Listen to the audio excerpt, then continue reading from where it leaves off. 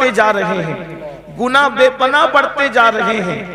ہر دن نت نئے انداز سے گناہوں کو نیا نیا روپ دے کر ہمارے درمیان لایا جا رہا ہے، اور گناہ ہر دن ہمارے درمیان ایک نئے چیلنج کی حیثیت سے ظاہر ہو رہے ہیں۔ کل تک مفکرین کہا کرتے تھے کہ گناہ ہمارے دروازوں پہ دستک دے رہے ہیں، لیکن اب گناہ ہمارے دروازوں پہ دستک نہیں دے رہے ہیں، بلکہ گناہ ہمارے گھروں کے اندر داخل ہو چکے ہیں، ہمارے شبستانوں میں داخل ہو چکے ہیں۔ بیڈ روم سے لے کر کے باورچی روم تک، اور اس کے بعد اللہ اکبر ہمارے ڈائننگ ہال تک گناہ ہی گناہ ہے۔ بیڈ روم میں جاؤ تو وہاں گناہ، کھانا پک رہا ہے تو وہاں گناہ، کھانا کھایا جا رہا ہے تو وہاں گناہ، شادیوں کی محفل ہے تو وہاں گناہ، حتیٰ کہ میتوں میں بھی لوگ گناہوں سے محفوظ نہیں، مسجدوں میں بھی لوگ گناہوں سے محفوظ نہیں۔ اور اچھی طرح یاد رکھنا، جہاں گناہ ہے وہاں فنا ہے۔ اللہ اکبر، آبادیاں ویرانوں میں یوں ہی تبدیل نہیں ہوتی، بلکہ جب انسان گناہ کرتا ہے تو گناہ کی نحوست سے آبادیاں ویرانیوں میں تبدیل ہو جایا کرتی ہے۔ اللہ اکبر، مہلک بیماریاں، تباہ کرنے والی بیماریاں، موذی بیماریاں یوں ہی نہیں آتی، بلکہ اللہ اکبر یہ گناہوں کی نحوست کی وجہ سے آتی ہے، تباہی گناہوں کی وجہ سے، بربادی گناہوں کی وجہ سے، آبادیوں کا ویران ہونا گناہوں کی وجہ سے، غم گناہوں کی وجہ سے، بے چینی گناہوں کی وجہ سے، بے قراری گناہوں کی وجہ سے۔ گناہ انسان کو تباہ کرتے ہیں، گناہ انسان کو برباد کرتے ہیں، گناہ انسان کا چین چھینتے ہیں، گناہ انسان کا سکون چھینتے ہیں۔ اللہ اکبر، گناہوں کی وجہ سے انسان تنگ دستی کا شکار ہوتا ہے، مگر آئیے گناہ سے انسان کو کیسے بچایا جائے، گناہ سے بچانے کا نسخہ کیا ہے؟ ایک بات آپ کے سامنے عرض کریں، میری قوم کے جوانوں، ہر انسان گناہ سے بچنا چاہتا ہے، لیکن گناہ سے بچانے کا طریقہ کیا ہے؟ ایک خوبصورت طریقہ ہے۔ اللہ اکبر، جب دل گناہ کرنا چاہتا ہے تو انسان گناہ کرتا ہے۔ اللہ اکبر، جب دل میں گناہ کا خیال آتا ہے تب انسان گناہ کرتا ہے۔ اور دل میں گناہ کا خیال آتا کب ہے؟ اللہ اکبر، جب دل میں اللہ عشق مصطفیٰ نہ ہو، محبت رسول نہ ہو، تو دل کے اندر گناہ کے خیالات جنم لیتے ہیں۔ اس لیے کہ میرے آقا علیہ الصلوۃ والتسلیم کے پیارے دیوانوں، جب دل میں خود محبوب جلوہ گر ہو تو دل میں گناہ کا خیال کیسے پیدا ہوگا؟ جب دل میں آمنہ کے لال کی جلوہ گری ہو تو پھر دل میں گناہ کا خیال کیسے پیدا ہوگا؟ اس کو یوں سمجھ لو، جب تک میرے آقا مکے میں تھے اور مدینہ منورہ نہ گئے تھے تو اس وقت مدینہ کی زمین مدینہ نہیں کہلاتی تھی بلکہ یثرب کہلاتی تھی۔ اس کو لوگ بلاؤں کا گھر کہتے تھے، بیماریوں کا گھر کہتے تھے، مصیبتوں کا گھر کہتے تھے، لیکن یہ شان مصطفیٰ جان رحمت ہے، یہ عظمت مصطفیٰ ہے۔ حضور نے یثرب میں قدم کیا رکھا؟ صرف یہ قدموں کی برکت ہے کہ اب وہ شہر بلا شہر شفا ہوتا نظر آتا ہے۔ اللہ اکبر، اب اس کو کوئی یثرب نہیں کہتا، ساری دنیا اس کو مدینہ کہتی ہے، اور لوگ کہتے ہیں نہ ہو آرام جس بیمار کو سارے زمانے سے، نہ ہو آرام جس بیمار کو سارے زمانے سے اٹھا کے لے کے آئے خاک ان کے آستانے سے۔ اس در کی حضوری ہی اسیاں کی دوا ٹھہری ہے، زہر معاصی کا طیبہ ہی شفا خانہ۔ اللہ اکبر، اب بتاؤ وہ شہر دوا نہیں بنا، حضور کے قدم رکھنے سے وہ شہر دوا نہیں بنا، شہر شفا بنا۔ بے شک۔ کیوں؟ اس لیے کہ دوا کبھی فائدہ بھی کرتی ہے، کبھی نقصان۔ واہ واہ واہ واہ۔ دوا کبھی فائدہ بھی کرتی ہے، کبھی نقصان بھی کرتی، اسی لیے تو آپ کہتے ہیں کہ دوا کا ری ایکشن ہو گیا، تو دواؤں کا ری ایکشن ہوتا ہے، شفا کبھی ری ایکشن نہیں کرتی، شفا تو ہمیشہ ایکشن ہی کرتی ہے۔ تو اللہ کے نبی کے قدموں کی برکت سے وہ شہر دوا نہیں بلکہ شہر شفا بن گیا۔ دوا کے اندر شفا ملے گی یا نہیں امکان ہے، لیکن جہاں شفا ہو وہاں فائدہ ہی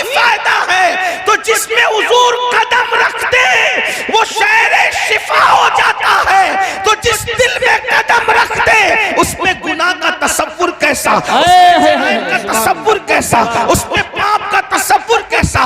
اسی لیے امت کے مصلحین نے سب سے بڑی محنت اس بات پہ کی ہے کہ لوگوں کے دلوں میں عشق رسول پیدا کیا جائے، لوگوں کے دلوں میں محبت رسول پیدا کیا جائے. اور یہ محبت رسول نعرے والا نہیں صرف، یہ محبت رسول رسم والا نہیں صرف، بلکہ حقیقت میں لوگوں کے دل میں محبت پیدا کی جائے. اب یاد رکھیں، محبت اور عشق پیدا کرنے کے لیے اللہ اکبر ہم تھوپتے نہیں ہیں. پہلی بات یاد رکھنا، اے میری قوم کے جوانوں، ہم حضور کی محبت کو تھوپتے نہیں ہیں، بلکہ واللہ تاللہ باللہ حضور ہے ہی ایسے جو حضور کو سن لیتا ہے، جو حضور کو سن لیتا ہے، جو حضور کو دیکھ لیتا ہے، وہ حضور سے عشق کرنے پہ مجبور ہو جاتا ہے. اللہ کی کائنات میں اتنی عظیم ہستی کبھی پیدا نہیں ہوئی، کسی زمانے میں پیدا نہیں ہوئی. اللہ اکبر، دنیا میں لوگ بہت آئے، زمانے میں لوگ بہت آئے، مگر اللہ اکبر میرے نبی جیسا دنیا میں کوئی آیا بھی نہیں اور آ بھی نہیں سکتا. خدا نے ان جیسا کسی کو بنایا ہی نہیں. اللہ اکبر، کیا شان ہے مصطفیٰ جان رحمت کی. اللہ اللہ، پھر کہہ رہا ہوں، یہ محبت تھوپی نہیں جا رہی ہے، بلکہ واقعی حضور ہیں ہی ایسے. ان سے پیار کیا جائے، ان سے محبت کی جائے. ان کی شان کیا ہے؟ اللہ اکبر. دشمنوں نے سنا اور ان کے سامنے صحیح تعارف پیش کیا کر دیا گیا تو اللہ اکبر دشمن بھی پیار کرنے پہ مجبور ہو گئے. اللہ اللہ، آج میں آپ کو بتاؤں، لوگ یہ جو کہتے ہیں آج پوری دنیا کے اندر حضور کے خلاف جو مشن چلایا جا رہا ہے تاکہ لوگوں کو اللہ کے رسول سے بدگمان کر دیا جائے، یاد رکھنا یہ بدترین زبانیں منہ کے اندر ختم ہو جائے گی. لیکن مصطفیٰ جان رحمت کے خلاف کوئی تحریک نہ کامیاب ہوئی ہے، نہ کبھی کامیاب ہو سکتی ہے. مسلمانوں، ہماری ذمہ داری ہے اپنے نبی کا صحیح تعارف کراؤ اور لوگوں کو بتاؤ، لاؤ ایسا قائد جو جان کے دشمنوں کو معاف کرتا ہو، لاؤ ایسا قائد جو دشمن کے لیے اللہ اکبر اپنی چادر بچھاتا ہو، لاؤ ایسا قائد جو گالیاں سن کر کے دعائیں دیتا ہو، لاؤ ایسا قائد جو جانوروں سے بھی پیار کا تصور عطا کرتا ہو، لاؤ ایسا قائد اللہ اکبر جو اتنا بڑا ہے، اتنا بڑا ہے، اتنا بڑا ہے کہ خدا اس کی رضا چاہتا ہو اور وہ پاگلوں کا بھی خیال کرتا ہو، وہ چوٹیوں کا بھی خیال کرتا ہو، وہ مینڈکوں کا بھی خیال کرتا ہو. بڑی معذرت کے ساتھ ہم نے سب کا تعارف کرایا، اپنے نبی کا صحیح تعارف نہ کرا سکے. کیوں؟ اس لیے کہ برا مت ماننا، سب کو اپنے باپ داداؤں کی پڑی ہے. نبی کا سچا تعارف کون کرا رہا ہے؟ مجھے بتائیں. جس دن حضور کا سچا تعارف کرانے میں ہم کامیاب ہو گئے، دنیا اسلام کے دامن میں پناہ لینے پہ مجبور ہو جائے گی. اور اگر کسی کے مقدر میں ایمان نہیں ہے، کم از کم اس کے دل سے نفرت کا خاتمہ تو ضرور ہوگا. لیکن ہم نے سیرت النبی کہاں پیش کی؟ ہمیں خود سیرت نہیں پتا ہے. آئیے آپ کے سامنے سیرت النبی کی کچھ باتیں پیش کروں تاکہ آپ کو پتہ چلے ہمارے نبی کی عظمت کیا ہے، ہمارے نبی کی شان کیا ہے. اور جو لوگ سیرت کے جلسے کرتے ہیں وہ اتنے خشکے ہیں، وہ لوگ اتنا چھوٹا دل رکھتے ہیں کہ وہ بڑے بھائی سے زیادہ نبی کو مرتبہ دینے کے لیے تیار ہی نہیں. وہ رسول اللہ کو اپنے جیسا انسانی سمجھ بیٹھے ہیں اور وہ اس کے دائرے سے باہر ہی نہیں نکلنا چاہتے. تو ان کے حوالے ہم نے سیرت کے جلسے کر دیے. سیرت النبی کا عنوان ہے لیکن وہ سیرت الانسان بیان کرتے ہیں. سیرت النبی بیان کرنے کا حق صرف اہل سنت کو ہے. سیرت النبی بیان کرنے کا حق صرف اہل سنت کو ہے. اس لیے کہ سیرت الانسان الگ چیز ہے اور سیرت النبی الگ چیز ہے. سیرت النبی میں سیرت الانسان سمٹ آتی ہے لیکن سیرت الانسان میں سیرت النبی کو آپ نہیں سمیٹ سکتے. اس لیے کہ جو نبی ہوتا ہے وہ انسان ہوتا ہے مگر ہر انسان نبی نہیں ہوتا. اس لیے لوگ सीरतुल इंसान लेकर बैठे हैं और सीरतुल नबी की जरूरत है। आप कहेंगे सीरतुल इंसान में और सीरतुल नबी में फर्क क्या है? आप तवज्जो फरमाएं। लोग कहते हैं क्या? ये कहते हैं आज ये कि वो तो इतने हमारी तरह इंसान थे, वो तो इतने हमारी तरह इंसान थे कि हलीमा की बकरियां भी चराते थे और वो बकरियों का दूध भी दोते थे। इस तरह कह करके इंसान के दिल में क्या अजमत बैठ सकती है? लेकिन हम कहते हैं अगर बकरी का दूध दोने का जिक्र करना ही लोगों का शौक है तो फिर हमसे भी दूध दोना सुन लो। अल्लाह अकबर। तुम कहते हो कि वो बकरी का दूध दोते थे, हम भी कहते हैं हाँ दोते थे, लेकिन फर्क क्या है?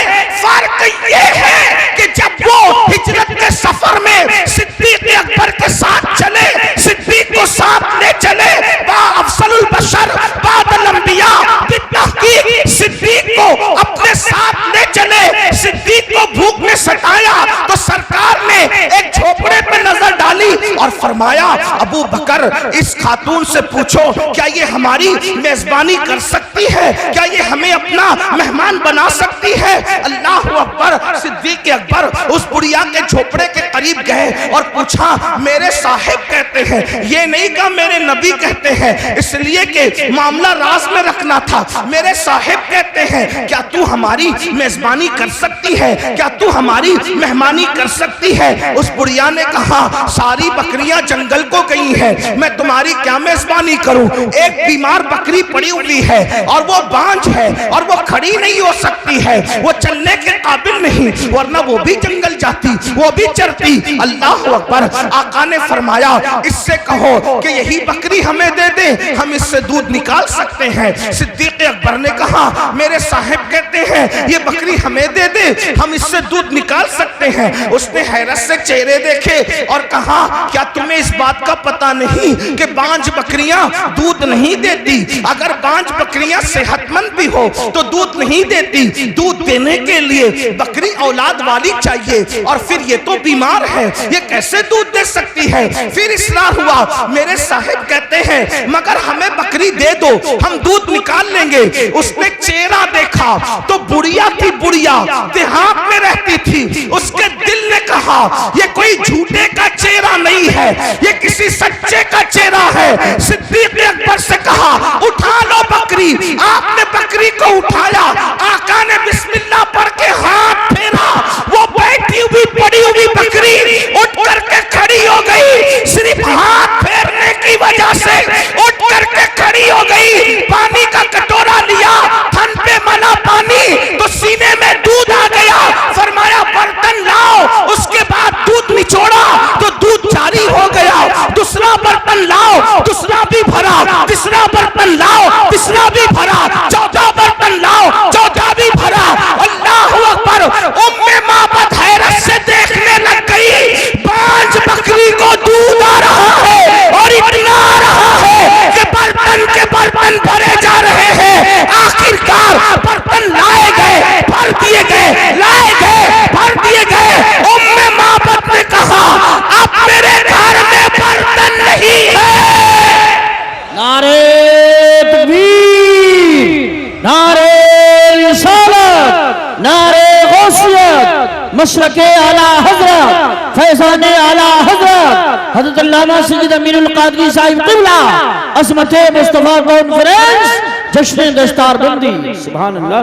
बर्तन भर जो पीना था पी लिया, जो पीना था पी लिया और उसके बाद घर के बर्तन भर करके छोड़कर चले गए। क्या हुआ? उसके बाद उम्मे माबद का शौहर आया और आने के बाद कहा घर में दूध कैसा, इतना सारा घर में दूध कैसा? तो उस वक्त उस खातून ने कहा कि मुझे नाम तो नहीं पता, लेकिन एक जवान और उसके साथ एक शख्स, दो लोग आए थे और वो जो जवान था उसको मैंने पूछा नहीं कि उसका नाम क्या है, उसका खादिम था, उसका नाम भी मुझे नहीं पता, अलबत्ता उसका चेहरा देखा, उसने जो बर्तन भर दिए तो मैंने उसका नाम खुद रख लिया। उम्मे माबद कहती है اس کا نام میں نے نہیں پوچھا، اس کا نام میں نے خود رکھ لیا۔ کہا کیا نام رکھ لیا؟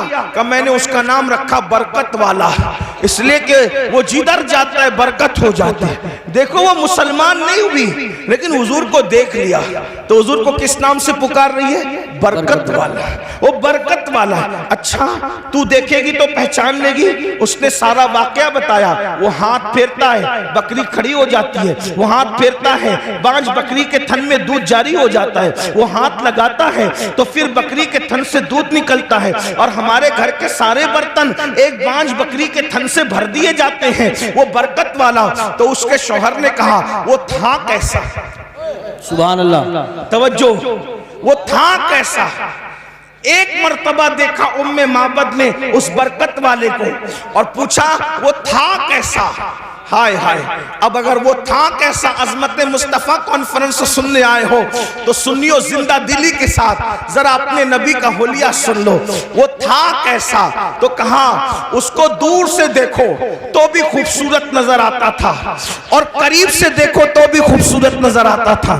اللہ اکبر، توجہ فرمائیں، میں ہر دو جملے پہ نہیں کہوں گا کہ بولو سبحان اللہ، اس لیے کہ میں تو آپ کے ایمان پہ چھوڑتا ہوں کہ اپنے نبی کا ذکر سن کر بھی کوئی کہہ سکتا ہے یا چپ رہ سکتا ہے؟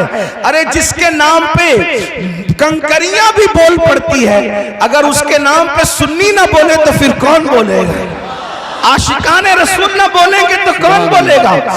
ایک غیر مسلم خاتون سے پوچھا اس کے شوہر نے، جس کا نام تو نے برکت والا رکھا ہے وہ دکھتا کیسا تھا، وہ تھا کیسا؟ تو اس نے کہا دور سے دیکھو۔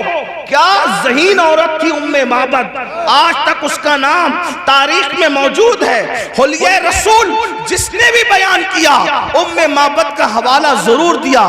اس نے جب کہا کہ دور سے دیکھو تو بھی خوبصورت دکھتا تھا اور قریب سے دیکھو تو بھی خوبصورت دکھتا تھا، اس کا یہ جملہ بڑا قیمتی ہے۔ وہ صحابیہ ہو گئی بعد میں۔ آپ جانتے ہیں بہت سارے لوگ دور سے خوبصورت دکھتے ہیں، قریب سے خوبصورت وہ نہیں دکھتے۔ آپ جانتے ہیں آپ بہت سے لوگوں کو اسٹیج پہ دیکھو تو بولو کہ کیا اچھے ہیں حضرت، اور اسٹیشن پہ دیکھو تو تھوڑا سا آپ کو کراہت آ سکتی ہے، اس لیے کہ جو دور سے خوبصورت دکھتا ہے وہ قریب سے بھی دکھے ضروری نہیں ہوتا۔ چاند دور سے خوبصورت دکھتا ہے، جو گئے آ کر کہتے ہیں وہاں تو کھڈے پایا، وہاں تو کالی مٹی پایا۔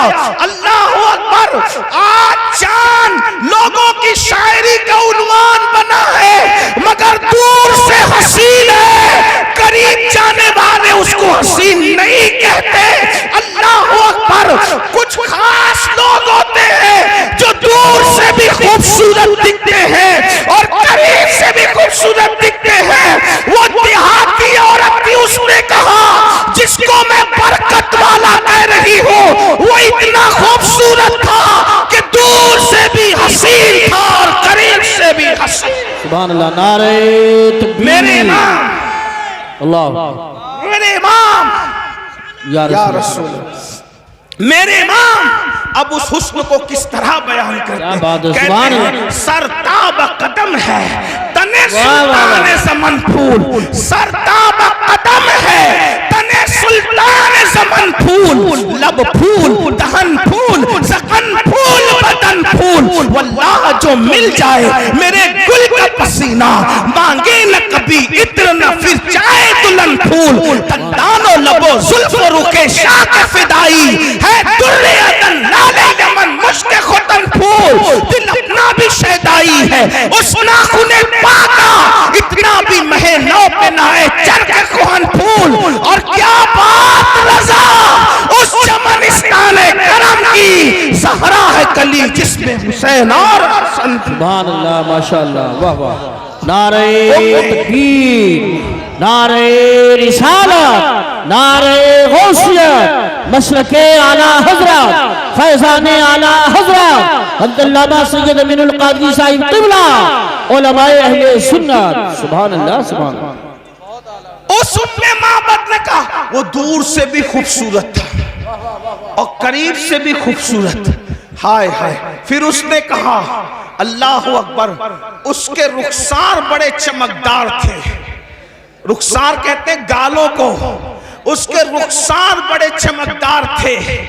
اس کی رنگت بڑی چمکیلی تھی. اس کے ہونٹوں میں نزاکت تھی.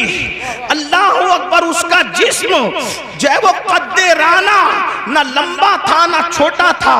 حضور کے قد کے بارے میں حدیث میں آیا ہے، حضور کا قد لمبا بھی نہیں تھا چھوٹا بھی نہیں تھا، لیکن کتنا بھی لمبا آدمی حضور کے بازو میں آ کے کھڑا ہو جاتا تو وہ حضور سے اونچا نہیں دکھ سکتا تھا. حضور پورے مجمع میں سب سے اونچے نظر آتے تھے. صحابہ کہتے ہیں حضور کتنے بھی اونچے کے سامنے کھڑے ہو جائے حضور ہی اونچے نظر آتے تھے. امام کہتے ہیں سارے اونچوں میں اونچا سمجھئے جسے ہے اس اونچے سے اونچا ہمارا نبی. سارے اچھوں میں اچھا سمجھئے جسے ہے اس اچھے سے اچھا ہمارا نبی. اللہ اکبر، حسن کھاتا ہے جس کے نمک کی قسم وہ ملی ہے دلارا ہمارا نبی. سبحان اللہ سبحان اللہ. بہت ام معبد کہہ رہی ہے اللہ. ام معبد کہہ رہی نہ چھوٹے قد کا تھا نہ اونچے، اس لیے کہ چھوٹا ہو، کوئی چھوٹا ہو تو برا نہ ماننا، چھوٹا ہو تو بھی خوبصورت نہیں دکھتا زیادہ، اور لمبا ہو تو بھی بہت اچھا نہیں لگتا. میانہ قد. حضرت امیر خسرو کہتے ہیں حضور کا حسن بیان کرتے ہیں، کہتے ہیں پری پیکر نگارے سرو قد لالا رخسارے. پری پیکر نگارے. مجھے پتا ہے اس پر آپ کو بہت لوگوں کو سمجھ نہیں آئے گی، لیکن عشق سے سنو گے تو سب سمجھ آئے گی. پری پیکر نگارے سرو قد لالا رخسارے، سراپا آفت دل بود شب جائے کے من بودم. اور میرے امام کہتے ہیں کمری نے گل ان کو کہا، سبحان اللہ، بلکہ بلبل نے گل ان کو کہا. ہر مخلوق اپنے سبجیکٹ پر ان کو دیکھ رہی ہے. کیا بلبل نے گل ان کو کہا، قمری نے سروے جا فضا، حیرت نے جھنجلا کر کہا یہ بھی نہیں وہ بھی نہیں. سبحان اللہ سبحان اللہ. بلبل کہہ رہا ہے یہ گل ہے، حضور کو دیکھ کے کہہ رہا ہے یہ گل ہے، اور قمری کہہ رہی ہے یہ سرو کا درخت ہے، یہ سرو ہے، ان کا قد اقدس سرو کے درخت کی طرح ہے. لیکن حیرت کو غصہ آ رہا ہے اور وہ کہہ رہی ہے نہیں نہیں وہ گل بھی نہیں ہے اور وہ سرو بھی نہیں ہے. کیوں؟ اس لیے کہ توجہ، گل کیوں نہیں ہے، وہ گل کیوں نہیں ہے، سرو کیوں نہیں ہے؟ اس لیے کہ گل تو باغ میں ہوتا ہے، گل تو چمن میں ہوتا ہے، سرو تو باغ میں ہوتا ہے، مگر حضور کسی باغ میں نہیں، بلکہ سارا باغ حضور میں. توجہ، حضور باغ میں نہیں ہے، حضور باغ میں نہیں، سارا باغ حضور میں. اور امام اس کو کتنی اچھے انداز سے بیان کرتے. لوگ کہتے ہیں آپ لوگوں کی گفتگو احمد رضا کے بغیر پوری کیوں نہیں ہوتی. ہم کہتے ہیں احمد رضا کی طرح کوئی بات بھی کرتا ہو 14ویں صدی میں تو اس کو بھی لا کر بتا دو، ہم اسی طرح بات کریں گے، اسی کو کوٹ کریں گے. کیسا بیان کیا اردو ادب کے اوپر 14ویں صدی میں میرے امام کا احسان ہے. لوگ تو اپنی لیلاؤں کی زلف اور رخسار کی باتوں میں الجھے ہوئے تھے. وہ احمد رضا ہے جس نے فن شاعری کو بھی کلمہ پڑھا کر مسلمان کیا. واہ واہ واہ، اسے احمد رضا کہتے ہیں. یہ کوئی مبالغہ نہیں ہے، حقیقت ہے. دیکھو کس طرح کی بات کی ہے. اللہ اکبر. توجہ فرمائیں. کہتے ہیں وہ گل ہے لبہائے نازک ان کے. اب میں زمین والوں سے مخاطب نہیں ہوں، منبر پر اگر اہل علم کے ساتھ اہل عشق ہے تو میں ان کی بھی دعائیں چاہتا ہوں. احمد رضا کہتے کس کو ہیں؟ رضا بریلوی کہتے کس کو ہیں؟ کیا وہ گل ہے لبہائے نازک ان کے، ہزار جھڑتے ہیں پھول جن سے. وہ گل ہے لبہائے نازک नाजुक उनके, फूल से कभी फूल नहीं झड़ते, फूल से कभी फूल नहीं झड़ते, लेकिन ये क्या नबहाए नाजुक फूल है कि वहां फूल से फूल झड़ रहे हैं। वो गुल है नबहाए नाजुक उनके, हजार झड़ते हैं फूल जिनसे गुलाब गुलशन में देखे बुलबुल, ये देख गुलशन गुलाब में। अगर पूरा गुलशन गुलाब में देखना हो तो ज़ाते मुस्तफा जाने रहमत को देख लिया जाए। और कहते हैं उन्हीं की बू मायाए समन है, उन्हीं का जलवा चमन चमन है, उन्हीं से गुलशन महक रहे हैं, उन्हीं की रंगत गुलाब में है। और एक मकाम पर कहते हैं वही जलवा शहर बशहर है, वही अस्ल आलमे दैर है, वही नैर है, वही बैर है, वही पाठ है, वही धार है। अल्लाह अकबर। तो मेरे आका अलैहिस्सलाम के प्यारे दीवानों, जिस वक्त उम्मे माबद ने बरकत वाले का हुलिया बयान किया, उसके शौहर ने कहा कितना हसीन है वो, कितना खूबसूरत है वो, कितना जमील है वो, एक झलक मैं भी देख लूं। वो गया किधर है तो पता बताया इधर को गया है। और बिल आखिर अपने शौहर को लेकर और अपनी फैमिली को लेकर उम्मे माबद पहुंची मदीने मुनव्वरा, और लोगों से पूछती वो बरकत वाला कहां है, वो बरकत वाला कहां है, वो बरकत वाला कहां है। लोग कहते कौन बरकत वाला, कौन बरकत वाला। अब बता भी नहीं पाती कि कौन है, क्योंकि अपना नाम उसने अपनी मर्जी से खुद हुजूर का नाम रख लिया था बरकत वाला।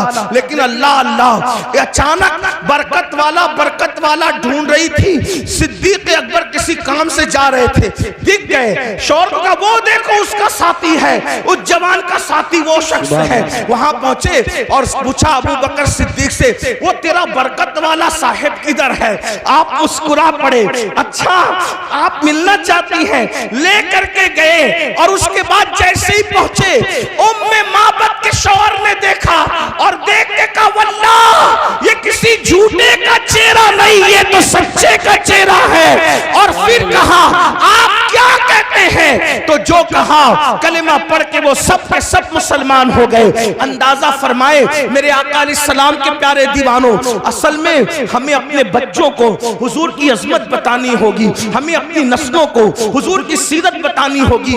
एक आखिरी बात इस उन्वान से करता हूं, फिर एंड की तरफ चलते हैं, जरा तवज्जो करना। देखो आजकल लोग अजीब अजीब सी बातें करते हैं, अजीब बातें लोग करते हैं। और ये जितनी बातें हो रही है गलत सलत क्यों हो रही है पता है? सिर्फ हसद, बुग़्ज़ में, सिर्फ लोगों को हुक्मरानी का भूत सवार है दुनिया में, इसलिए लोग ऐसी बातें कर रहे हैं, लेकिन हकीकत से कोई ताल्लुक नहीं। हुजूर जितने अच्छे, सही सीरत पेश करो कैसे हुजूर है, देखिए हुजूर की शान क्या है, हुजूर की सीरत क्या है। तवज्जो करो, ध्यान से सुनो, किसी को बताने काम आएगा।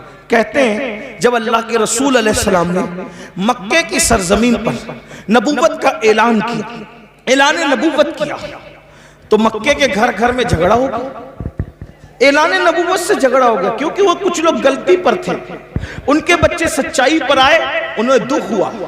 सच्चाई को लोग जल्दी कबूल नहीं करते, सच्चाई कबूल करने में वक्त लगता है, लेकिन सच्चों को मेहनत करनी पड़ती, सच्चाई कबूल करने में वक्त जाता है, सच्चों को मेहनत करनी पड़ती है, कुर्बानियां देनी पड़ती है।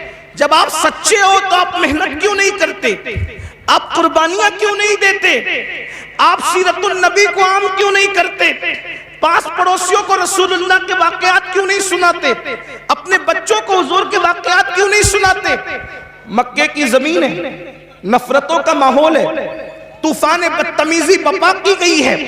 ऐसे आलम के अंदर अल्लाह के रसूल अलैहिस्सलाम अपनी जिंदगी गुजार रहे हैं, हुजूर की लाइफ गुजर रही है। एक मर्तबा का वाकया है कि मक्के की जमीन है, जमीन मक्का पर शाम हो रही है, सूरज मक्के की घाटियों में अपने चेहरे पे घूंघट डालने के करीब है और शाम की चादर अर्ज़े मक्का पर, अर्ज़े बक्का पर फैलने के करीब है। ऐसे आलम के अंदर अल्लाह अकबर, लोग जल्दी जल्दी اپنے گھروں کی طرف جانے کے لیے رواں دواں ہیں. لوگ اتنی جلدی اپنے گھر پہنچنا چاہتے ہیں جیسے پرندے گھونسلوں کی طرف بڑھتے ہیں. شام کے وقت اہل مکہ اپنے گھروں کی طرف جا رہے ہیں. ایسے عالم کے اندر ایک بوڑھی عورت ہے, بوڑھی عورت, وہ دائیں بائیں دیکھتی ہے, آگے پیچھے دیکھتی ہے. ایسا لگتا ہے وہ کسی کا انتظار کر رہی ہے, وہ کسی کی منتظر ہے. ایسے میں ایک خوبصورت جوان جس کو دنیا, مکے کی دنیا محمد اس وقت کہہ کر کے پکارتی تھی, یا محمد عربی کہتی تھی, یا محمد مکی کہتی تھی, اللہ اکبر, اللہ اللہ, یا محمد مطلبی کہتی تھی, یا محمد ہاشمی کہتی تھی, اللہ اکبر. حضور کے نسب کے اعتبار سے, حضور کے وطن کے اعتبار سے, حضور کے دادا کے اعتبار سے, بہرحال میرے آقا اس کے سامنے آ کے کھڑے ہوئے. اس بڑھیا سے پوچھا, بڑی بی کیا بات ہے, کیوں پریشان ہو, پریشانی کی وجہ کیا ہے؟ بڑھیا کہتی ہے, اے جوان میرا سامان نہیں بکا, اور سامان نہیں بکا, شام ہو گئی, لوگ گھروں کو جا رہے, بازار کی رونق ختم ہو رہی ہے, خریدی بکری کرنے والے اب شام کے بعد بازار نہیں آتے, اس لیے مجھے گھر جانا ہے. سامان بکا نہیں, میرے پاس کوئی رقم نہیں کہ کوئی میرا سامان اٹھائے تو اس کو میں عوض دوں, اسی لیے کسی کو ڈھونڈتی ہوں کوئی میری مدد کرے. اللہ اکبر. مسلمانوں, یہ تاریخ کے انمٹ نقوش میں موجود ہے. حضور نے اس بڑھیا سے کہا, بڑی بی لا میں تیرا سامان اٹھا دیتا ہوں. اس کا سامان اٹھایا, اس کے پیچھے پیچھے چلے, اور اس کے بعد جب اس کا گھر آیا تو بڑھیا نے کہا یہی میرا گھر ہے, سامان رکھ دو. سامان رکھ کر بڑی معصومیت سے کہا, اچھا بڑی ماں میں چلتا ہوں.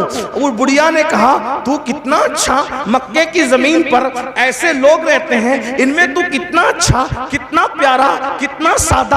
اللہ اکبر. میرے پاس رقم نہیں دینے کو, لیکن تیری پیاری پیاری صورت دیکھ کر مجھے تجھ پہ پیار آتا ہے, سوچا رقم نہیں دے سکتی. تو بڑھیا سے کہا, مائی اگر تو مزدوری نہیں دے سکتی, میں تو مزدور بھی نہیں ہوں, انسانیت کے ناطے میں نے تیرے ساتھ احسان کیا ہے. بڑھیا نے کہا تو نے مجھ پہ احسان کیا, میں تجھ پہ احسان کرنا چاہتی ہوں. بڑی اماں کون سا احسان؟ چند الفاظ تیرے دامن میں ڈال دوں تاکہ تجھے کام آئے, میں تجھے نصیحت کروں تاکہ تجھے کام آئے. اللہ اکبر. آقا علیہ السلام نے مسکراتے ہوئے کہا, اچھا مائی بولو کیا نصیحت کرتی ہو؟ اس بڑھیا نے کہا, اس مکے کی زمین پر محمد نام کا ایک جوان ہے. توجہ کرنا مسلمانوں, کتنا غلط پروپیگنڈے کا نقصان ہوتا ہے, غلط پروپیگنڈے کے بھیانک نتائج کیا ہوتے ہیں, لیکن غلط پروپیگنڈے کو کس طریقے سے ختم کیا جاتا ہے یہ اللہ کے رسول نے بتایا ہے. اللہ اکبر, اللہ اکبر. اس بڑھیا نے کہا ایک جوان ہے, اس کا نام محمد ہے, اور وہ عبد المطلب کا پوتا ہے, عبداللہ کا بیٹا ہے, ابو طالب کا بھتیجا ہے. بیٹا, اس نے ایسی باتیں کرنی شروع کی کہ گھر گھر میں جھگڑا ہو گیا, گھر گھر میں فساد ہو گیا, آپس میں پھوٹ پڑ گئی, اور لوگ اس کی طرف تیزی سے جا رہے ہیں. اور بیٹا میں نے سنا ہے کہ اس کی زبان میں اتنا اثر ہے, اس کی زبان میں اتنی تاثیر ہے کہ جو اس کے قریب جاتا ہے اسی کا ہو کر رہ جاتا ہے, جو اس کے قریب جاتا ہے اس پر اس کا بھی جادو چل جاتا ہے. بیٹا تو اس کے قریب کبھی مت جانا, تو اس کے قریب کبھی مت جانا, ورنہ اس کا جادو تجھ پر بھی چل جائے گا, تو اس سے متاثر ہو جائے گا. اللہ اکبر. اپنے خلاف, اپنے منہ پر, اپنے حوالے سے بات سن کر حضور کو غصہ نہیں آیا, حضور کو جلال نہیں آیا. اللہ کے رسول نے کیا فرمایا, مائی کیا تم نے محمد کو دیکھا ہے؟ اس نے کہا نہیں دیکھا. کیا تم نے ان کی باتیں خود سنی ہیں؟ نہیں میں نے نہیں سنا, لوگوں سے سنا. اب میرے آقا کتنی معصومیت سے کہتے ہیں, فرماتے ہیں بڑی بی جس محمد کی تم مخالفت کر رہی ہو, جس محمد کے خلاف تم باتیں کر رہی ہو, اگر میں کہہ دوں کہ وہ محمد میں ہی ہوں تب تم کیا کرو گی؟ اتنا سننا تھا.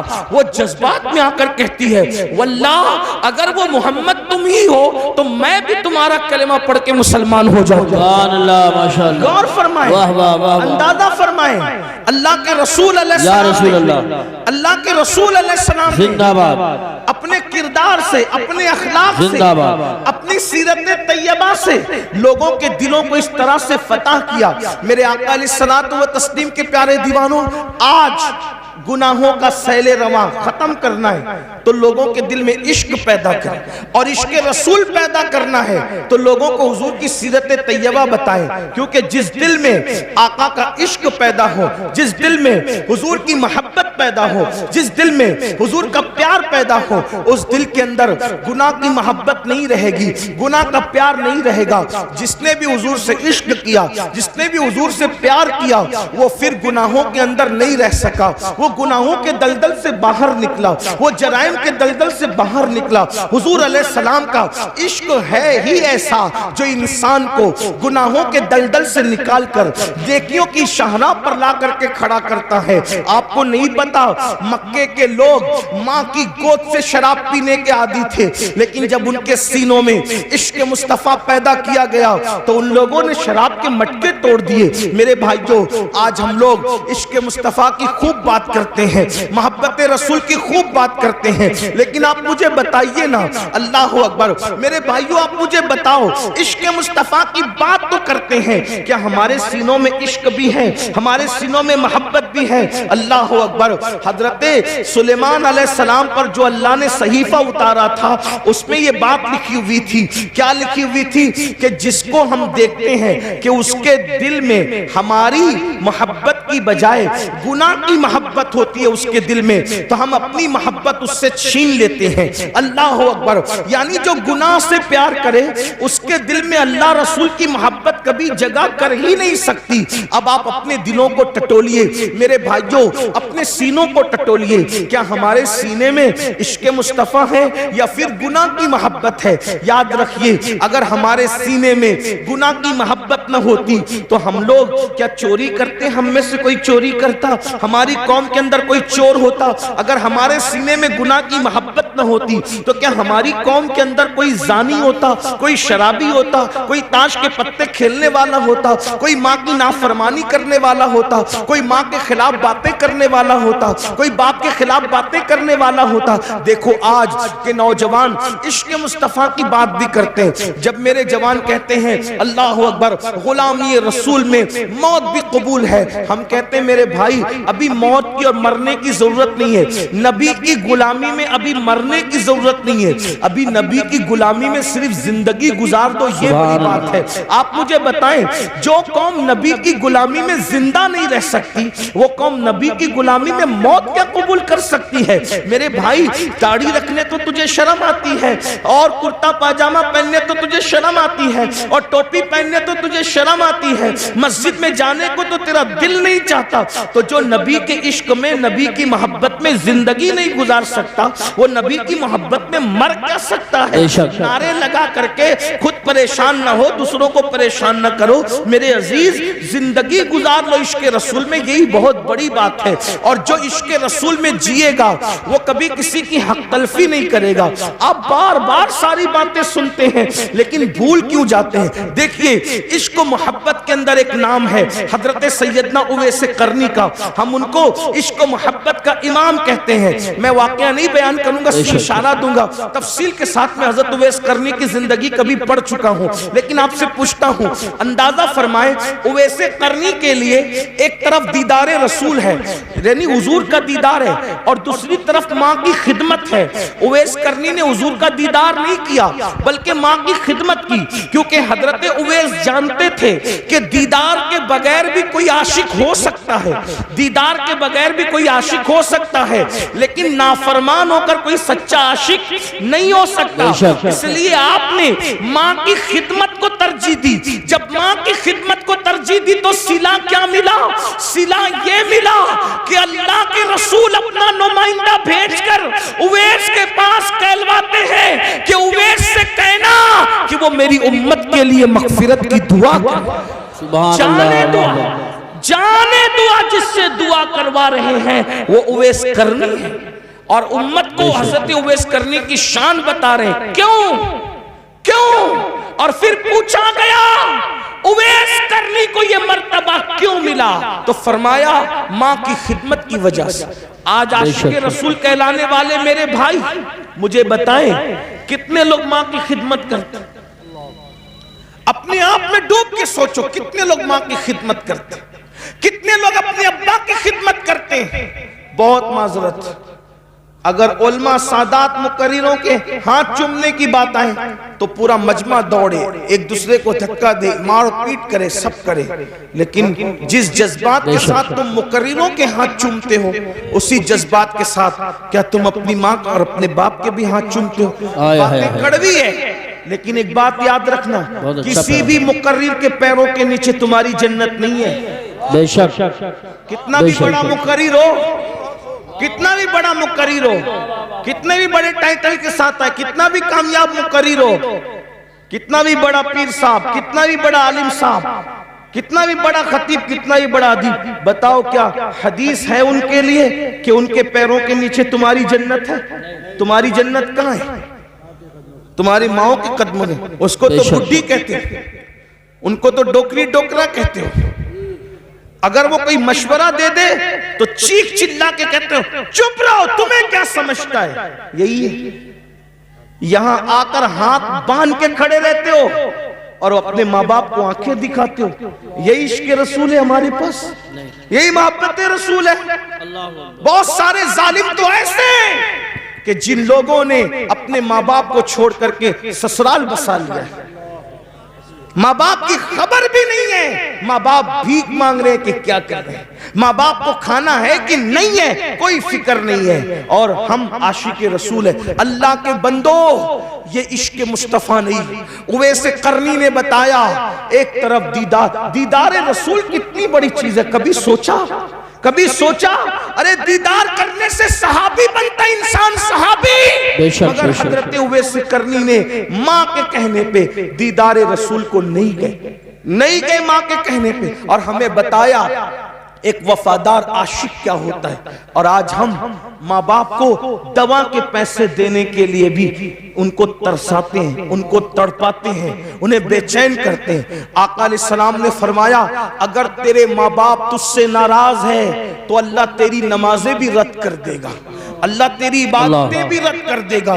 میرے بھائیوں کہاں ہو؟ توبہ کرو، سچے مسلمان بنو۔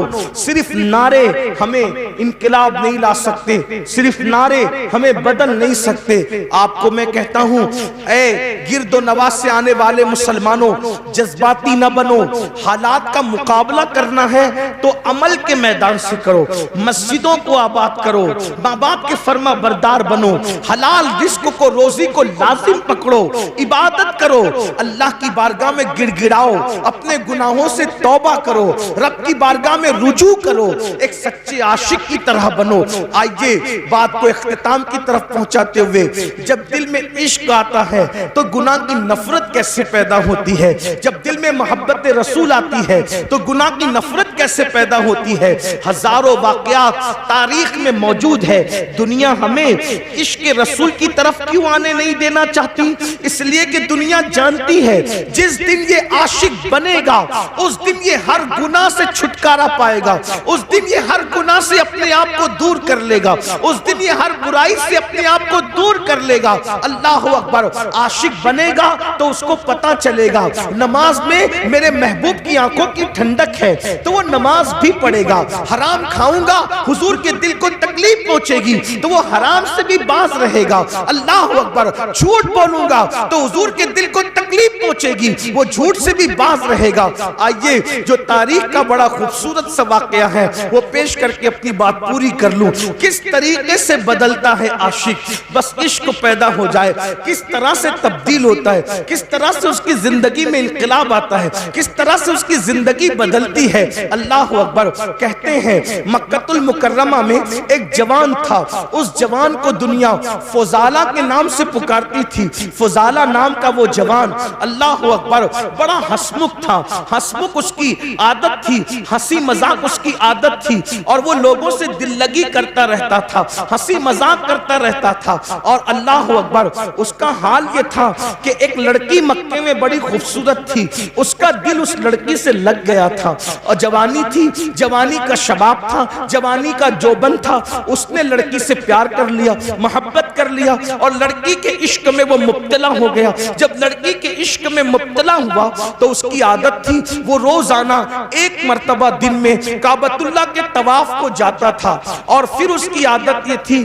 جاتے وقت بھی وہ اس لڑکی کے ساتھ بیٹھ کر ہنسی مذاق کرتا تھا، اور آتے وقت بھی اس لڑکی کے ساتھ وہ ہنسی مذاق کرتا تھا۔ اللہ اکبر! ایک دن فضالہ کا مقدر عروج پر تھا، اوج پر اس کا مقدر تھا، جاتے وقت خوب ہنسی مذاق ہوئی، دیوار شکن کے کہے لگے، اور اس کے بعد جیسے ہی فضالہ نام کے اس جوان نے حرم کعبہ میں قدم رکھا، مطاف حرم میں قدم رکھا، تو اس نے کیا دیکھا؟ ایک خوبصورت جوان ہے جو پورے انہماک کے ساتھ، خشوع و خضوع کے ساتھ سر کو جھکا کر طواف کعبہ میں مصروف ہے۔ فضالہ نے غور سے دیکھا تو غور سے دیکھنے کے بعد سمجھ میں آیا یہ کوئی اور نہیں ہے، یہ تو محمد الرسول اللہ ہے، یہ تو مصطفیٰ جان رحمت ہے۔ اتنا دیکھنے کے بعد اس کے دل میں خیال آیا کہ اللہ اکبر، یہ اکیلے کعبے کا طواف کر رہے ہیں اور کوئی نہیں دیکھ رہا ہے، اگر میں ان کو اس وقت قتل کر دوں تو مکے والے خوش ہو کر مجھے بہت انعام دیں گے، مجھے مالا مال کر دیں گے۔ وہ آیا اور آنے کے بعد حضور کے ساتھ ساتھ چلنے لگا۔ اللہ کے رسول صلی اللہ علیہ وآلہ وسلم نے فضالہ کی طرف دیکھا، ذرا غور کیجئے، دیکھیے یہ حضور کی سیرت ہے، حضور کی شان ہے، حضور کی اخلاق ہے۔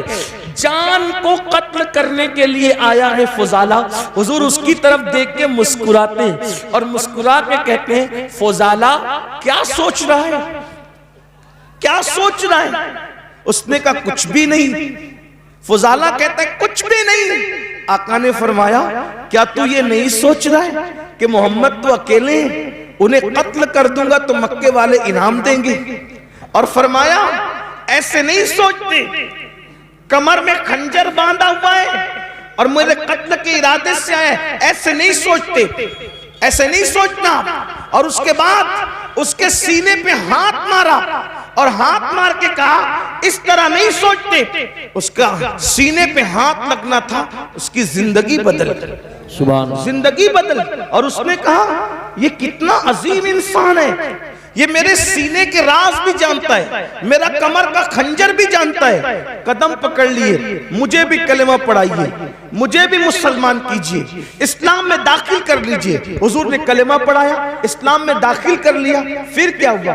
فضالہ نے کہا یا رسول اللہ، آپ اب سے تھوڑی دیر پہلے سب سے زیادہ کسی سے نفرت تھی تو آپ، اور کلمہ پڑھ لیا ہوں تو اب سب سے زیادہ میرا کوئی محبوب ہے تو آپ۔ سبحان اللہ، آپ سے بڑا اب میرا کوئی محبوب نہیں ہے، آپ سے زیادہ اب میں کسی کو نہیں چاہتا۔ اب میری تمنا یہ ہے ایک طواف آپ کے ساتھ کرنا چاہتا ہوں اگر اجازت ہو تو۔ حضور ایک طواف، اور فضالہ حضور کے ساتھ طواف کرنے لگے۔ فضالہ کا مقدر تھا قیامت تک لوگ طواف کریں گے، لیکن فضالہ کے طواف کی شان یہ تھی کعبہ ہے، کعبے کا کعبہ ہے اور فضالہ ہے، یعنی دو قبلوں کا طواف ایک ساتھ ہو رہا ہے۔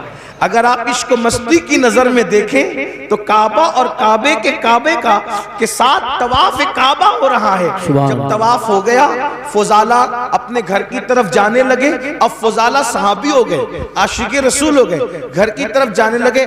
آئے تھے تو لڑکی سے ہنسی مذاق کہے وغیرہ کر کے اب جا رہے عاشق بن کے، صحابی بن کے۔ جیسی اس لڑکی کا گھر آیا فضالہ کا سر جھک گیا۔ لڑکی انتظار کر رہی تھی کھڑی کہ روزانہ آتے بھی مذاق ہوتی تھی، جاتے بھی ہوتی تھی، جاتے تو ہو گئی، اب فضالہ آ رہا ہے کرتا کیا ہے؟ تو جیسے ہی فضالہ سر جھکا کر کے جانے لگے اس لڑکی نے آواز دی فضالہ، او فضالہ، فضالہ ادھر دیکھو۔ آپ نے وہیں کھڑے ہو کے کہا کہ نہیں اب میں تیرے کام کا نہیں رہا۔ فضالہ نے کیا کہا؟ اب میں تیرے کام کا نہیں رہا۔ اس لڑکی نے کہا کیوں؟ مذاق زیادہ ہو گئی، کوئی تکلیف ہو گئی، کوئی کچھ ہو گیا، بتاؤ ازالہ کریں۔ تو کیا کہا؟ نہیں، جب تک کہ میرے دل میں آمنہ کا لال نہیں بسا تھا میں ہر کس و ناقص سے دل لگا لیتا تھا، لیکن اب میرے دل میں عشق رسول پیدا ہو گیا ہے، اس لیے اب میرے دل میں کسی ناجائز محبت کی جگہ نہیں ہے۔ اب میں تیرے کام کا نہیں رہ گیا۔ اندازہ فرمائیں زندگیوں میں یوں انقلاب آیا ہے۔ آپ سے میں پوچھتا ہوں، ہم تو پیدائشی مسلمان ہیں، پیدائشی عاشق رسول ہے، ہم نے تو لوریاں بھی سنی ہیں نعتوں میں، آپ بتائیں پھر ہمارے دلوں میں ناجائز محبتیں کیوں ہیں، گناہوں کی محبتیں کیوں ہیں؟ وجہ صرف یہ ہے ہم رسمی اور اسمی عاشق رسول ہے، ہمیں حقیقی عاشق رسول بننے کی ضرورت ہے۔ میرے بھائیوں مجھے بتاؤ نا، آخر وہ کیسا عاشق ہوگا جو اپنے نبی کے دل کو تکلیف پہنچائے گا، اپنے محبوب کے دل کو تکلیف پہنچائے گا؟ وہ رسول جو پوری پوری رات ہمارے لیے دعائیں کرتے ہیں، آج ہم اس رسول کی نافرمانی کر رہے ہیں، ان کی بات نہیں مان رہے۔ مسلمانوں بتاؤ اللہ کے رسول کے دل پہ کیا گزرتی ہوگی؟ یہ میری مائیں اور بہنیں موجود ہیں، یہ بہنیں بغیر دوپٹے کے گھر سے نکلتی ہیں، حضور کے دل پہ کیا گزرتی ہوگی؟ یہ بہنیں نمازیں نہیں پڑھتی ہے، سیریل دیکھتی ہے، فلمیں دیکھتی ہے، مردوں کے ساتھ اگر اللہ نے دولت دے دی ہے تو پارکوں میں گھومنے کے لیے بے پردہ جاتی ہے۔ بتاؤ تو صحیح، یہ دین کا گلشن کتنی محنتوں سے سجایا گیا ہے، یہ دین کا گلشن کتنی قربانیاں دی گئی ہے جب یہ دین کا گلشن سجا ہے۔ اگر آج مسلمان اس احساس سے عاری ہو جائے تو بتائیے پھر مصیبتیں نہیں تو کیا، پھر تکلیفیں نہیں تو کیا، پھر اللہ اکبر تباہی نہیں تو کیا، پھر بربادی نہیں تو کیا؟ یاد رکھیے اپنے نبی سے سچے دل سے جڑیے۔ جو رسول اللہ سے سچی محبت کرتا ہے وہ کثرت سے اپنے نبی کا ذکر کرتا ہے، اس کی پہلی نشانی ہے وہ کثرت سے اپنے نبی کا ذکر کرتا ہے۔ بتائیے کیا ہم اپنے آقا کا ذکر کثرت سے کرتے ہیں؟ ارے کثرت تو جانے دیجئے، کئی دن ہو جاتے ہم کلمہ بھی نہیں پڑھ پاتے۔ بتائیے یہ حال ہے، پوری پوری زندگی قرآن کو ہاتھ بھی نہیں لگاتے۔ میرے بھائیوں کیسے مسلمان ہو؟ آپ یہ سوچتے ہو ہم مسلمان ہیں اس لیے ہم پر مصیبتیں آ رہی ہے؟ ہم مسلمان اس لیے مصیبت نہیں آ رہی ہے، ہم سچے مسلمان نہیں ہے اس لیے مصیبت آ رہی ہے۔ میرے بھائیوں ہمیں جیل بھرنے کی تحریکیں شروع کرنے کی ضرورت اس لیے پیش آ رہی ہے کہ ہم نے مسجدیں بھرنے کی کوشش نہیں کی۔ اگر ہم نے مسجدیں بھرنے کی کوشش کی ہوتی تو ہمیں یہ دن دیکھنے ہی نہیں پڑتے، اگر ہم نے مسجدیں بھر دی ہوتی تو ہمیں یہ دن دیکھنے ہی نہیں پڑتے۔ اللہ اکبر، سوچئے غور کیجئے، ہم ساری چیزوں کا معاملہ اسلام کے سر ڈالتے ہیں کہ تکلیف ہے تو اسلام کی وجہ سے، مصیبت ہے تو اسلام کی وجہ سے، تکلیفیں ہیں تو اسلام کی وجہ سے نہیں، اپنے کردار کی وجہ سے ساری مصیبتیں ہیں۔ اسلام تو آپ کو عزت دینے آیا تھا، اسلام نے کسی کو ذلیل نہیں کیا، اسلام تو عزت دینے آیا تھا، اسلام تو وقار دینے آیا تھا، اسلام تو شان دینے آیا تھا۔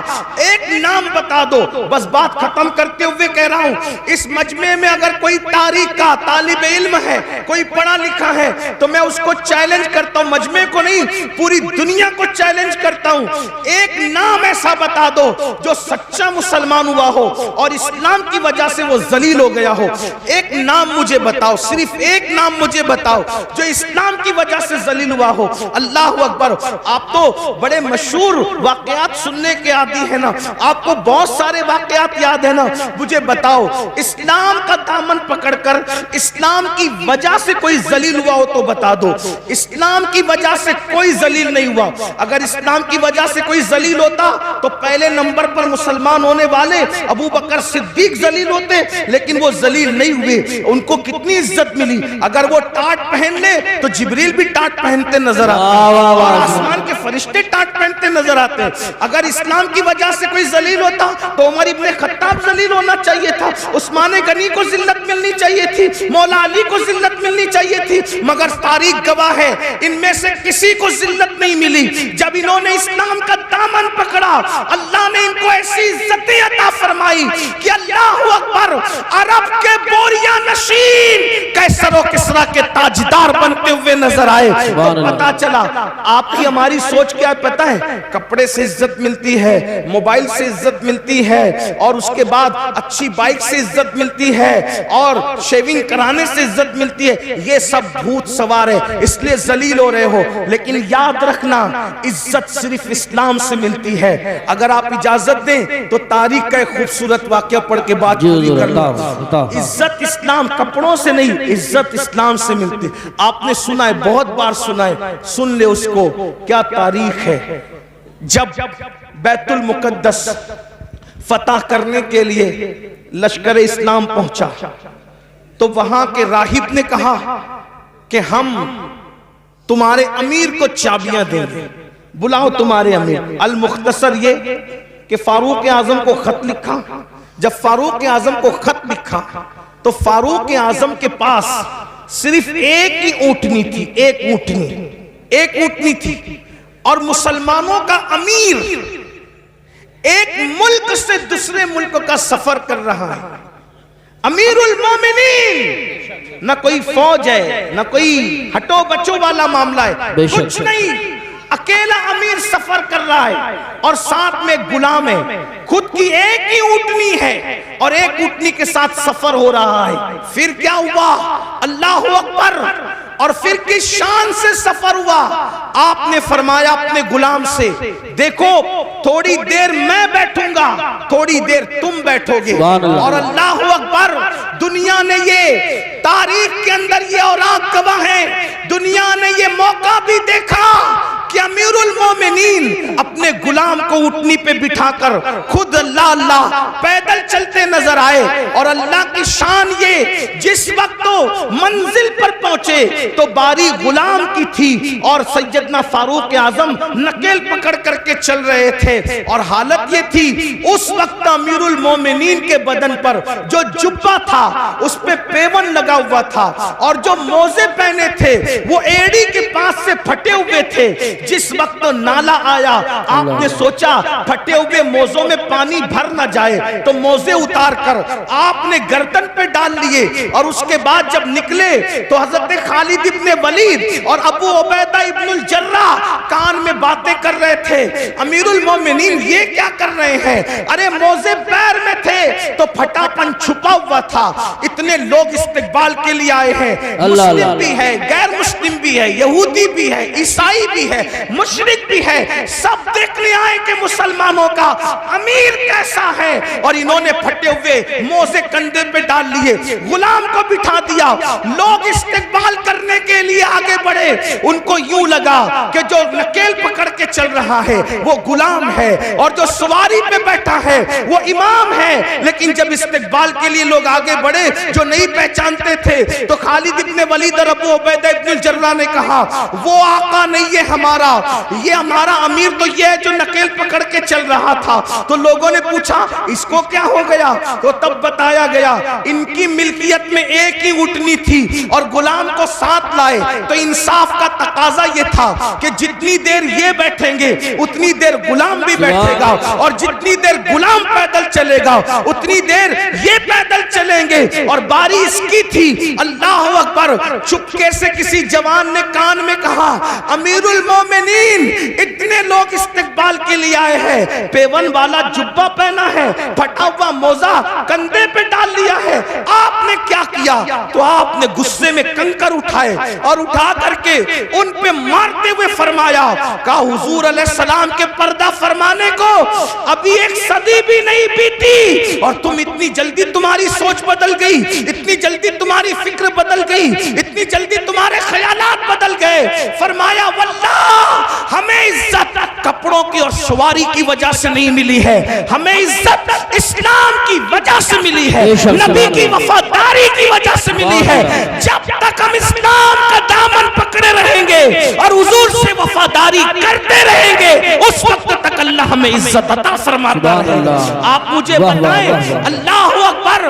جب چابیاں دی گئی تو ساتھ ہی ساتھ وہ عیسائی مسلمان بھی ہوئے اور کہا عمر اگر لاؤ لشکر کے ساتھ آتے تو صرف چابیاں دیتے، لیکن عمر تم اسلام کی سادگی کے ساتھ آئے ہو تو ہم نے چابیاں بعد میں دی ہے، پہلے ہم نے تمہیں اپنا دل دے دیا ہے، اور وہ کلمہ پڑھ کے مسلمان ہو گئے۔ مسلمانوں بتاؤ آج جتنی دلچسپی بائک میں لیتے ہو، جتنی دلچسپی اچھے کپڑے میں لیتے ہو، جتنی دلچسپیاں اچھے قیمتی جوتوں میں لیتے ہو، جتنی دلچسپیاں ہٹو اور بچوں میں لیتے ہو، اتنی دلچسپی اسلام پر عمل کرنے میں لو، پھٹے کپڑے پر بھی تمہیں عزت ملے گی، اللہ اکبر، پیدل چلنے پر بھی تمہیں عزت ملے گی، تمہیں وقار ملے گا، غربت کے باوجود بھی دنیا تمہارے قدموں میں اپنا سر رکھنے پہ مجبور ہو جائے گی۔ اللہ اللہ، مجھے بتاؤ سرکار غریب نواز کے پاس کون سی دولت تھی، کون سی حکومت تھی، کون سی طاقت تھی، مگر خلجی سے لے کر اکبر اعظم تک سب غریب نواز کے قدموں میں اپنا سر رکھ کر کے بتا رہے ہیں اللہ اکبر۔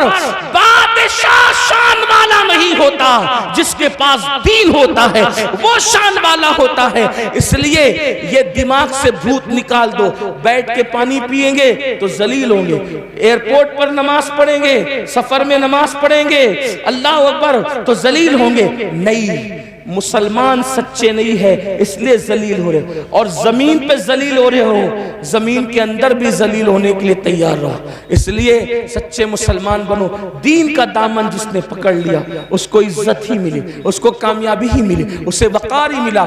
آج کی اس محفل میں آپ کو پیغام دیا جاتا ہے، دین کو سینے سے لگاؤ، قرآن کی تعلیم کو عام کرو، دستار بندی کا جلسہ ہے، قرآن کی تعلیم کو عام کرو، اپنے بچوں کو اتنا علم دو کہ تمہارے بچے فرض علوم کیا ہے، ایمان کیا ہے، کفر کیا ہے، دین کیا ہے، دین کے خلاف کیا ہے، سب تمہارے بچوں کو آنا چاہیے۔ ہمارے بچوں کو تو کلمہ بھی نہیں آتا، ہمارے بچوں کو تو غسل کرنا بھی نہیں آتا، ہمارے بچوں کو تو استنجا کا طریقہ بھی نہیں آتا۔ اس لیے جتنے علوم فرض ہے، ایک مسلمان کو جتنا علم سیکھنا فرض ہے، اتنا علم اپنے بچوں کو دو، اپنی بچیوں کو دو، اور ساتھ ہی ساتھ دنیاوی تعلیم پر بھی محنت کرو۔ 10ویں اور 12ویں سے اپنے بچوں کو بچیوں کو ڈراپ آؤٹ مت کر لو، اٹھا مت لو، بلکہ اپنے بچوں کو اپنی بچیوں کو اعلیٰ تعلیم دو، دنیاوی تعلیم، اعلیٰ تعلیم دو، اتنی اچھی تعلیم دو کہ آپ کے بچہ، کوئی بھی بچہ ڈگری کے بغیر نہ رہنے پائے، ہر بچے کو ڈگری دو۔ آپ کہتے ہیں نوکری نہیں ملتی، ہم نوکری کے لیے بچوں کو نہیں پڑھاتے، ہم اچھا انسان بنانے کے لیے بچوں کو پڑھاتے ہیں۔ اپنے خرچے کم کرو، اپنے اخراجات کم کرو۔ ہر محفل کا ہمارا پیغام یہ ہے، علم پہ محنت کرو، اور ایک پیغام یہ بھی ہے، شادیوں میں لاکھوں کروڑوں خرچ کرنے کی بجائے وہ لاکھوں روپے جو وہ اسکول کالجز بنانے پہ خرچ کرو، مسجدوں کے مینار بہت اونچے بنا کر کروڑوں روپیہ خرچ کرنے کی بجائے وہ کروڑوں روپے تعلیم گاہوں پہ خرچ کرو، کیونکہ مسجد کا اونچا مینار ہمارا کوئی فائدہ نہیں کر سکتا، لیکن اگر ہم نے تعلیم گاہیں مضبوط بنائی تو اس سے اچھے انسان پیدا ہوں گے۔ ہمارے یہاں عمارتوں کی اہمیت نہیں ہے، ہمارے یہاں اچھے انسانوں کی اہمیت ہے، تو دانش گاہیں بناؤ۔ اور مسلمانوں کو اللہ نے اتنی دولت سے نوازا ہے کہ ایک ایک مسلمان ایک ایک ادارہ بنا سکتا ہے، بلکہ جو مالدار ہے میں تو ان کو مشورہ دیتا ہوں کہ 4 فیکٹری ڈالنے کی بجائے 3 فیکٹری ڈالو، اور 1 فیکٹری کی بجائے ایک اچھا اسکول بناؤ، کیونکہ اسکول اچھا بزنس بھی ہے اور اچھی قوم کی خدمت بھی ہے۔ ایسا نہیں کہ اسکول سے پیسہ نہیں کما سکتے، اسکول سے بھی آپ پیسہ کما سکتے ہیں، لیکن اچھا کیا ہوگا کہ تعلیم بھی عام ہوگی اور آپ کا اچھا بزنس بھی ہوگا۔ بہت مالدار لوگ ہیں آپ کے آس پاس میں، بہت مالدار بھائی، جلسے پر جب آپ لوگ لاکھوں روپیہ خرچہ کرتے ہو تو عمارتوں پہ کیوں نہیں خرچ کر سکتے؟ میں سمجھتا ہوں کہ مراد آباد ضلع میں جتنے جلسے ہوتے ہیں، اگر اس کا سال کا آپ تخمینہ نکال لیں تو اربوں روپے جائیں گے، کروڑوں نہیں اربوں روپے جائیں گے۔ میری اپنی معلومات کے مطابق کوئی شب ایسی نہیں گزرتی جب اتنا بڑا جلسہ آپ کے یہاں نہیں ہوتا۔ روز جلسے ہوتے ہیں، روز ہوتے ہیں جلسے۔ تو آپ لاکھوں روپے جو جلسوں پہ خرچ کرتے ہو، میں یہ نہیں کہہ رہا کہ جلسے بند کر دو، ایسا نہیں، میری بات کا برا مت ماننا، غلط مطلب مت نکال، جلسے کرو، جلسے کرو، لیکن جلسے سے زیادہ اہمیت عمارتیں بناؤ، تعلیم کو عام کرو۔ لوگ تعلیم مہنگی کر رہے ہیں، تم تعلیم سستی کرو تاکہ اپنے بچوں کو ہر بندہ پڑھا سکے۔ اپنے باپ کے نام سے، اپنے باپ کے نام سے مسجدوں میں قرآن رکھنے کی بجائے اپنے باپ کے نام سے بچوں کی فیس بھر دیا کرو ایصال ثواب کے لیے۔ اس لیے کہ ان علماء سے پوچھو کہ جب مسجد میں ابا کے ایصال ثواب کے لیے قرآن رکھتے ہیں، وہ برسا برس ہو جاتے، سینکڑوں قرآن تھپی میں رکھے ہوئے ہیں، کوئی ان کو ہاتھ تک نہیں لگاتا۔ مسجد کے اندر 10-20 قرآن کے سوا اور زیادہ قرآن کی ضرورت نہیں ہے، اس لیے کہ تلاوت کرنے والے کتنے ہیں، بڑی معذرت کے ساتھ میں کسی کی بے عزتی نہیں کرنے آیا، لیکن میرے بھائیوں دیندار لوگ بھی مسجد میں قرآن کھول کے قرآن نہیں پڑھتے، یہ حالات ہیں۔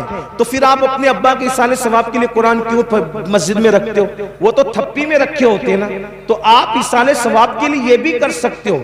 آپ علماء سے پوچھئے، علماء بتائیں گے میری بات کی، اگر یہ تائید کریں تو کریں، اچھی باتیں نہیں کر سکتے، اگر یہ تائید تو یہ میری اصلاح کر دیں۔ ایصال ثواب کا مطلب کیا ہے؟ کوئی بھی ثواب کا کام کرو اور اس کا ایصال کسی کی بھی روح کو کر دو تو اس کو ثواب تو ملے گا۔ تو اپنے ابا کے لیے آپ چنے تقسیم کرنے کی بجائے آپ اپنے ابا کی ایصال ثواب کے لیے قلم تقسیم کرو نا، آپ اپنے ابا کی ایصال ثواب کے لیے کتاب تقسیم کرو نا، آپ اپنے ابا کی ایصال ثواب کے لیے کاپیاں تقسیم کرو نا، یہ بھی تو ایصال ثواب کی ایک شکل ہے۔ اپنے اماں کے ایصال ثواب کے لیے کپڑے تقسیم کرنے کی بجائے اپنے اسکول کے بچوں کو یونیفارم تقسیم کرو، یہ بھی تو ہو سکتا ہے۔ تھوڑا سوچ بدلو، خیال کرو۔ دیکھیں ایک بات میں آپ کو بتاؤں، آپ کو ایک بات طویل ہو رہی لیکن ایک بات بتاؤں، ایک بادشاہ کے دور میں حوض پر سپاہی لوگ پہرے دیتے تھے اور نسلاً بعد نسلیں وہ چلتے آ رہا تھا، سپاہی وہاں کھڑے رہتے تھے، حوض پہ پہرا دیتے تھے، کھڑے رہتے تھے، حوض پہ پہرا دیتے تھے۔ تو بادشاہ لوگ بدلتے رہے لیکن حوض پہ پہرا قائم رہا۔ ایک دن بڑا ہوشیار بادشاہ آیا، اس نے بولا کہ یہ جو پچھلے سب چلے آ رہے ہیں نا، تو اسی کے اندر ہم گھوم رہے ہیں، تو کچھ صحیح بھی کر رہے ہیں، کچھ غلط بھی کر رہے ہیں۔ بھئی حالات اور زمانے کے تحت کچھ سیٹ کرو نا۔ تو اس نے سب فہرست بنائی، یہاں سپاہی کیوں کھڑے رہتے ہیں، وہاں کیوں کھڑے رہتے ہیں، وہاں تو حوض کی بات ہے تو پوچھا یہ حوض پہ سپاہی صدیوں سے کیوں کھڑے رہتے ہیں؟ تو بولے حضرت پتہ نہیں کیوں کھڑے رہتے ہیں ایک سپاہی۔ تو بولے کہ ہٹاؤ اس کو، جب کچھ کام ہی نہیں ہے وہاں تو ہٹاؤ۔ تو پوچھا جب بڑے بزرگوں سے کہ یہاں سپاہی کیوں کھڑے رہتے زبردستی کا؟ ابھی زبردستی ہے، ایک دور تھا کہ تمہارے خاندان کی عورتیں اس حوض میں غسل کرنے جاتی تھی، تو کوئی اجنبی مرد وہاں نہ چلا جائے اس لیے وہاں سپاہی کھڑے کرتے تھے۔ اب تو حمام بن گئے نا، تو اب حوض میں غسل کرنے کی ضرورت ہی نہیں ہے۔ تو کہا عورتیں تو غسل کے لیے بند ہو گئی مگر سپاہی برابر کھڑے ہیں۔ تو اس کا مطلب یہ ہے کہ اپنی طاقت ضائع ہو رہی ہے نا، ان سپاہیوں کو یہاں سے ہٹا کر کہیں اور لگاؤ۔ تب ہر بندہ کیا کر رہا ہے کہ میں اپنے ابا کے لیے کنویں کھدواؤں گا، میں اپنے ابا کے لیے کیونکہ کنواں کھدوانے کا ذکر حدیث میں آیا ہے۔ اللہ کے بندوں بالکل کنواں کھدوانے کا ذکر حدیث میں آیا ہے، لیکن حدیث میں کیوں آیا ہے ان علماء سے پوچھو، حدیث میں کیوں آیا ہے ان علماء سے پوچھو تو کہا کیوں آیا ہے؟ بھائی اصل میں حدیث میں اس لیے آیا کہ اس دن جس دن حضرت سعد نے پوچھا تھا کہ میری ماں کا انتقال ہو گیا، میں اس کے ایصال ثواب کے لیے کیا کر سکتا ہوں، تو اس وقت تو مدینے والوں کو پانی کی بہت ضرورت تھی۔ توجہ ہے آپ کی؟ اس وقت مدینے والوں کو پانی کی بہت ضرورت تھی، تو جس کی ضرورت تھی حضور نے اس کی طرف ان کی توجہ دلائی اور فرمایا ضرورت پانی کی ہے تو کنواں کھدوا دو۔ کنواں کھدوانا مقصود نہیں تھا، ضرورت پوری کروانا مقصود تھی۔ تو ایصال ثواب کا معاملہ سمجھ میں آیا، معاملہ کنویں کا نہیں ہے، ہمیں اشارہ دیا گیا اگر ایصال ثواب کرنا ہے تو قوم کو جس کی ضرورت ہے اس کے ذریعے سے ایصال ثواب کرو، تاکہ تمہارے باپ داداؤں کو ثواب بھی مل جائے اور قوم کی ضرورت بھی پوری ہو جائے۔ اب بات سمجھ میں آئی؟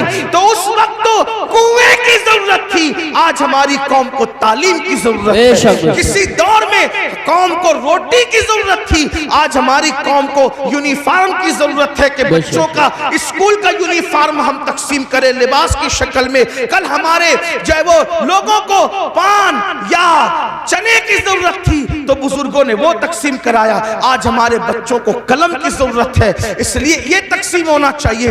مطلب یہ ہے کہ ایصال ثواب کا جو تصور ہے وہ قوم کی ضرورت کے مطابق ہے، اس لیے جیسی ضرورت ہے ویسے کے مطابق کرو۔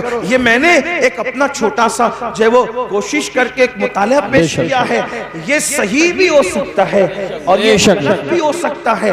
اگر صحیح ہے تو من جانب اللہ ہے، اور اگر غلط ہے تو میرے نفس کی شرارت ہے، اس پر میں اللہ کی بارگاہ میں توبہ کرتا ہوں۔ لیکن آپ سے اتنا ضرور کہتا ہوں اپنے بچوں کو پڑھاؤ اور بہت پڑھاؤ، تعلیم کے لیے بہت محنت کرو، 8 گھنٹہ نہیں اگر 16 گھنٹہ محنت کرنا پڑے تو آپ محنت کرو، لیکن کسی بچے کو ان پڑھ مت رہنے دو، جاہل مت رہنے دو، خوب پڑھاؤ۔ اگر لوگوں کے کندھے سے کندھا ملا کر جینا ہے، لوگوں کے کندھے سے کندھا ملا کر کھڑے ہونا ہے، لوگوں کے ساتھ ساتھ چلنا ہے، تعلیم کے بغیر نہیں چل سکتے۔ تعلیم حاصل کر کے لوگوں کی ضرورت بن جاؤ، لوگوں کی ضرورت بن جاؤ، لوگوں کے پیچھے تم کو پھرنا نہ پڑے، اتنی صلاحیت پیدا کر لو لوگ تمہارے پیچھے پیچھے پھریں۔ اور کوشش کرو گے تو کوئی مشکل نہیں ہے، کوئی بعید نہیں ہے۔ ہر دور میں مسلمان علم کا امام ہوا ہے، اس دور میں بھی یہ مسند آپ کو سنبھالنی ہے۔ ماؤں سے کہتا ہوں غربت کا بہانہ نہ کرو، تم حوصلہ کرو گی، اپنے شوہر کا ساتھ دو گی تو تمہارا شوہر تمہارا ساتھی بن کر بچوں کو آگے پڑھائے گا۔ اللہ پاک سے دعا کرتا ہوں اللہ سب سے پہلے مجھے آپ سب کو عمل کی توفیق عطا فرمائے۔